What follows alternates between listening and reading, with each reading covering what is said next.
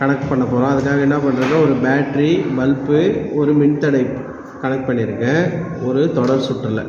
இப்போ இந்த வோல்டேஜ் எங்கன்னா பேரலாக தான் கனெக்ட் பண்ணணும். வோல்ட்மீட்டரோட பேரலாக கனெக்ட் பண்ணும்போது இந்த மின்தடைக்கு இடையில் எவ்வளோ வோல்டேஜ் இருக்குதுன்னு பார்த்தீங்கன்னா, இதுதான் மின்தடைக்கு இடையில் பார்த்தீங்கன்னா வோல்டேஜ் வந்து கிட்டத்தட்ட 6 வோல்டேஜுக்கு மேலே இருக்குது, 6-7 வோல்டேஜ் இருக்குது.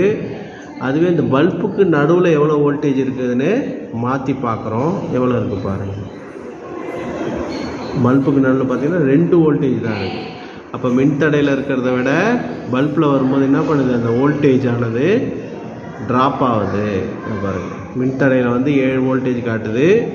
அதுவே பல்பில் வரும்போது அந்த வோல்டேஜ் எவ்வளோ வருது பாருங்கள், மாற்றும் போது 2 வோல்டேஜ் ஆகும். அதனால தான் இது மாதிரி மின்தடையை பயன்படுத்தினீங்கன்னா உங்கள் பல்பு எப்படி இருக்கும், சேஃபாக இருக்கும், ஃபியூஸ் போவார்.